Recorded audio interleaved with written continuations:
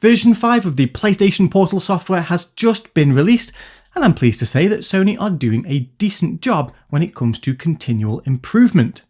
This update is a major version increase which takes us from version 4.0.1 to 5.0.0. The content of the upgrade is not quite as game-changing as the last major release, which saw the inclusion of streaming directly from the cloud, at least in countries that support it. But Sony have added a number of decent quality of life changes, which we'll go through in just a moment. Firstly though, a bit of disappointment. I was fairly confident that this latest release of the software would see a significant expansion to the cloud streaming library. I thought that Sony would either simply increase the number of games in the cloud streaming catalogue, or more likely that they would allow users that had purchased digital versions of games to stream them directly from the cloud, even if they weren't available in the general streaming catalogue. This has been something that the community has been begging for ever since direct cloud streaming became available in the first place, but I'm afraid to say, it's still yet to be included. However, all hope is not lost, because whilst this update didn't include that, Sony have finally added the ability to sort the cloud streaming catalogue with the options to sort alphabetically by game release date and the date that they were added to PlayStation Plus. This massively improves the friendliness of navigating the games catalogue, which, as it continues to expand, has become a bit of a challenge when finding the games that you want to play. Sony have not, however, added a search box or any kind of way to filter by console or game generation, so you'll still have to scroll through the full catalogue. It's just made a lot easier now that games can be ordered alphabetically. This new update also allows Portal users to capture gameplay videos whilst streaming a game from the cloud, something that hasn't been possible beforehand. A single press of the share button will open the Create menu, just as it does on the console. A long press of that same button will take a screenshot, and a double press of the button will save a video clip of up to the last 3 minutes of gameplay.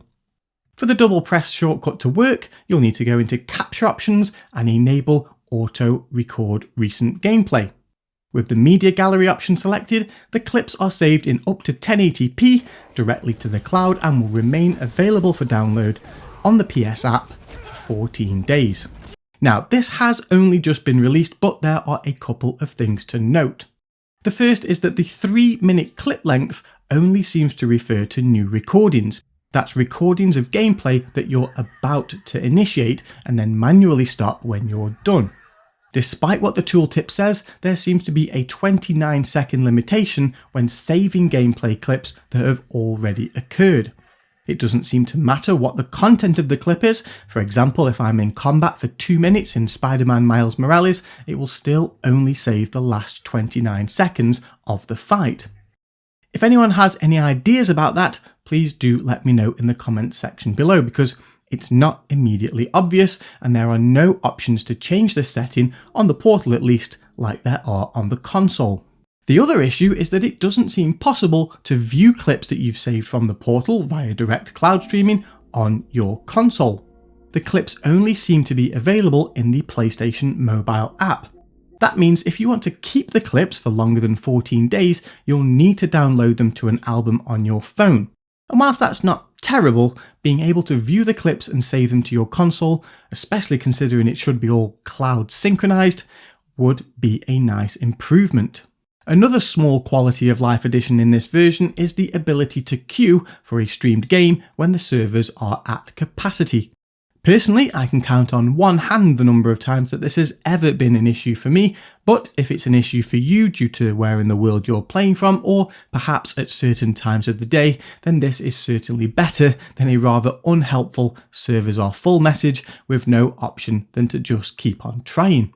Closely related to that minor change is the ability to pause streaming, on a single player game at least, when you open the quick menu.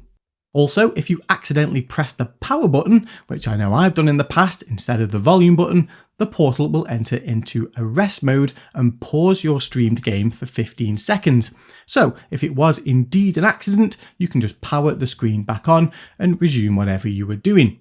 Also, if you leave your CloudStream game running for 10 minutes without any input or activity, you'll get a 60-second countdown message warning that you're about to be disconnected.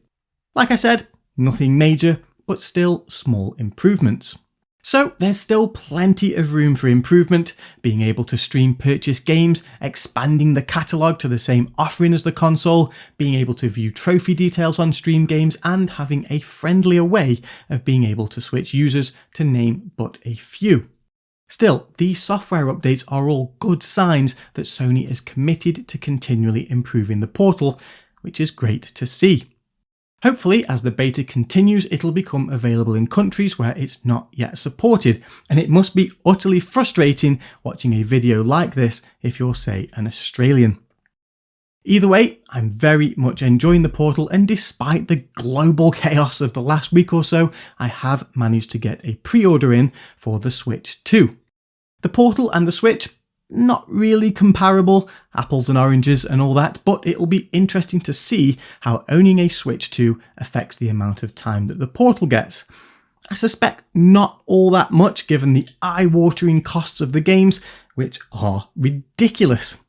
Anyway, thank you for watching, and a special thanks to anybody that has liked, commented or subscribed. Means a lot.